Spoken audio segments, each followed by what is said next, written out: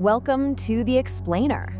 Now, if you've been with us before, you know we've covered the basics of prehistoric India. Today, we're going so much deeper. We're going to uncover the crucial details that are often missed, the advanced insights that really bring the story of our earliest ancestors to life. So, you probably know the basic timeline, right? Paleolithic, Mesolithic, Neolithic, but that's just the movie trailer. In this explainer, we're diving into the director's cut. We're going to focus on those crucial details and advanced insights that get left on the cutting room floor of the standard story. So here's our game plan. We're going to journey chronologically, starting with our deepest past in the Paleolithic. Then we'll see how tiny tools caused a massive revolution in the Mesolithic. After that, we'll watch the dawn of farming in the Neolithic and see the first experiments with metal in the Chalcolithic. And finally, the best part, we'll connect all the prehistoric clues together. Okay, let's dive right into the Paleolithic era.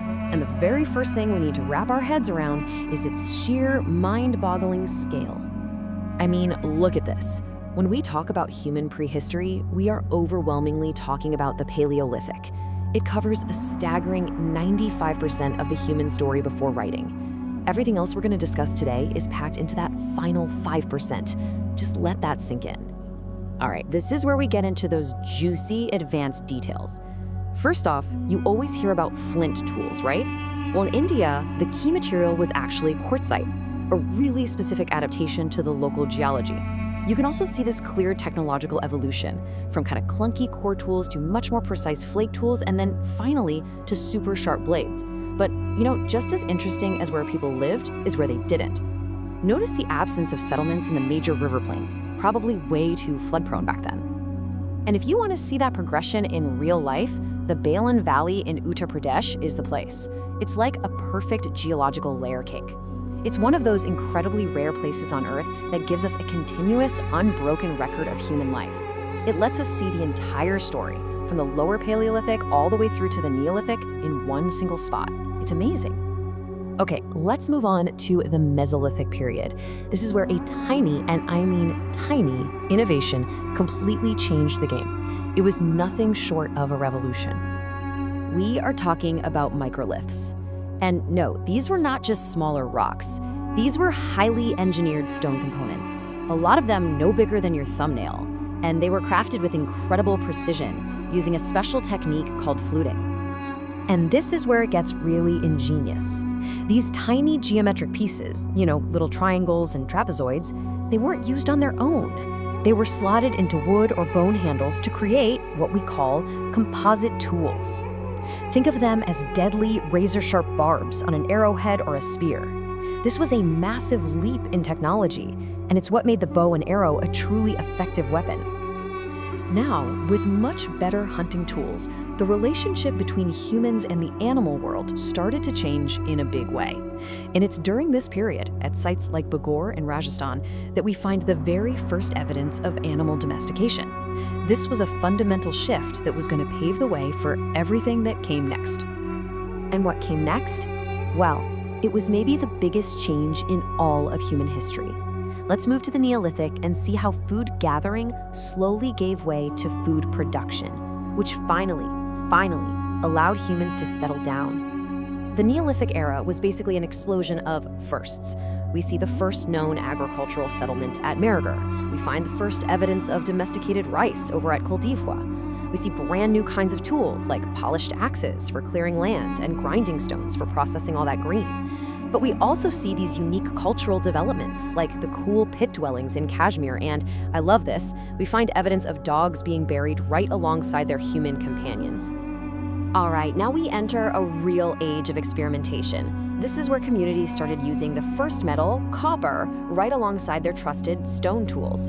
This is the Chalcolithic, which literally means the copper stone age.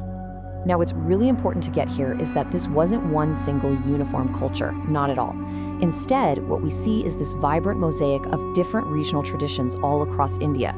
You've got the Ahar culture in Rajasthan building stone houses, the Malwa culture in central India known for its absolutely beautiful geometric pottery, and the Jorwe culture in the Deccan with its own unique burial customs.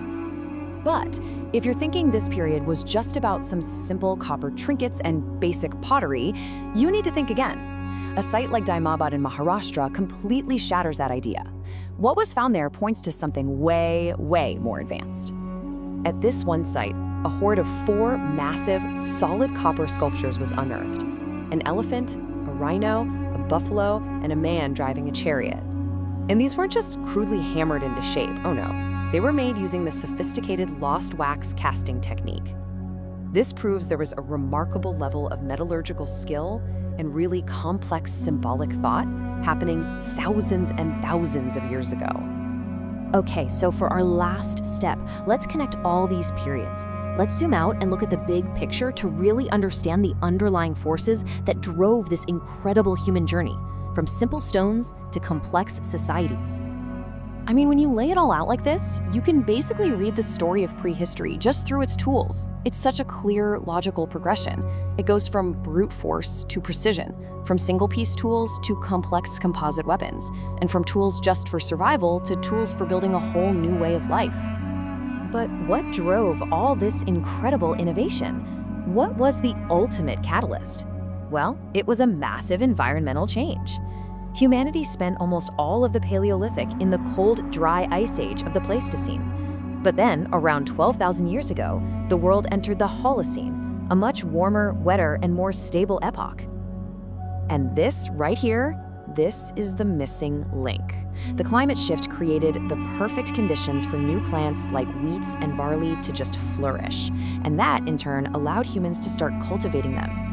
This environmental change was the engine that powered the entire shift from a nomadic, hunting life to the settled, agricultural world that we know today. So the real takeaway here is that human culture and technology, they don't just evolve in a vacuum. They are a dynamic, creative response to the world around us. And that leaves us with a pretty big final thought. If the end of the Ice Age triggered the agricultural revolution, what global shifts happening right now are setting the stage for humanity's next great transformation?